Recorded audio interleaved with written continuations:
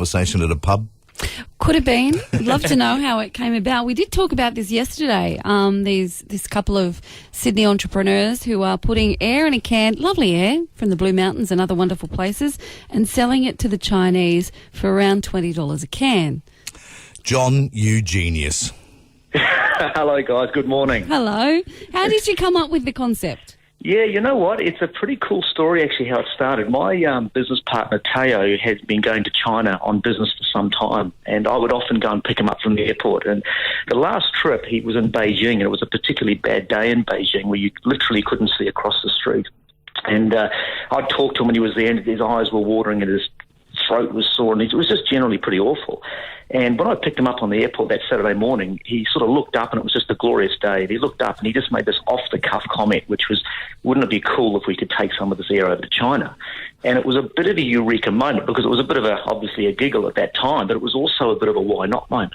And that was probably roughly 12 months ago, and we've been working on the concept ever since. And it took that time to actually crack how to do it.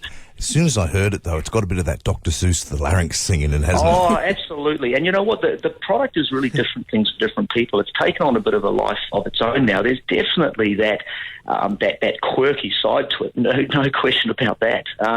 But it's also taking on quite a lot of interest at the moment as a really cool souvenir item for tourists in Australia who can take a bit of Australia back to them.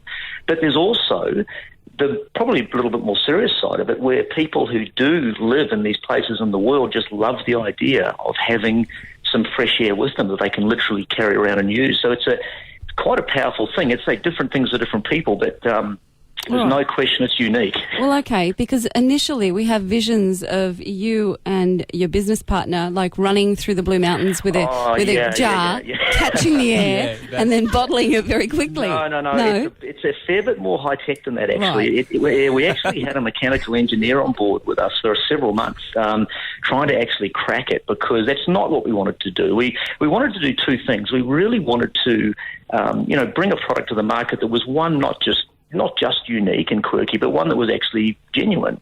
But in the same time, we really wanted to promote Australia doing it, because we love Australia, and we wanted to promote Australia to people overseas in that process. So that was our mantra pretty much from the get-go.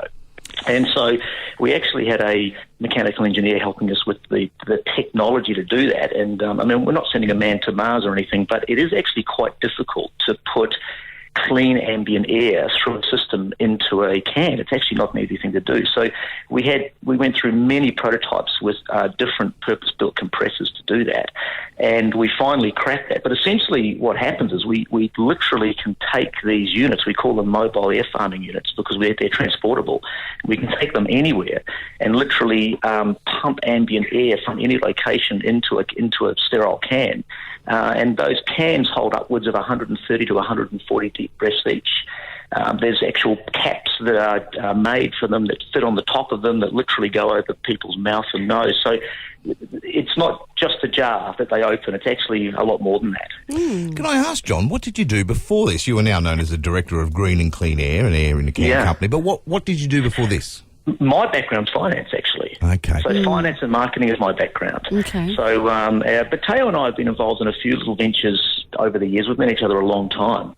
But it was just one of those moments. But what we're really, really happy about is one, the reaction to it has been phenomenal. We never expected it in 1,000 years it would be as big as it is. But secondly, it's just fantastic that we've got people from all over the world now talking about not only the product but about Australia. Well, John, it's just awesome. You say it's phenomenal, the response. I mean, how many units are you moving? If they're $20 a can, are we a millionaire yet? You know what? I'd rather keep numbers just quiet right at the moment. Don't blame He's killing it, T. Yeah. But I'm pretty happy to say that we're very encouraged with how it's going at the moment. Well, with China, it's not a small market, John. So you only have to get a street corner and you're a millionaire.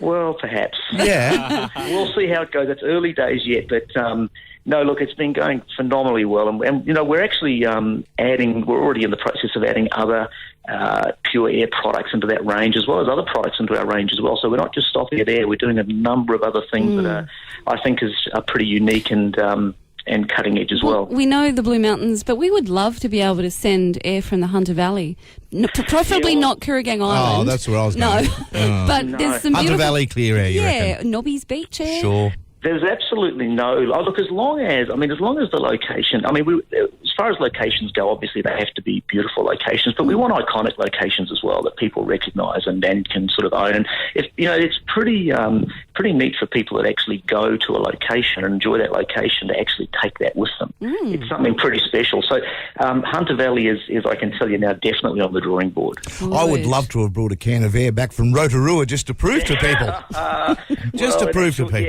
Yeah, you know what? That would get some attention, wouldn't it? Yes. Well, look, why not? It's awesome. Well done to you, because some would think of the idea as you did in the car and then move along, but you didn't. You jumped on it, and good luck, because thank you so much. Yeah, it's just so novel but so good. On a personal level, John, I had a dream one day to meet the man who invented cheese in a can. You come a bloody close second, my friend.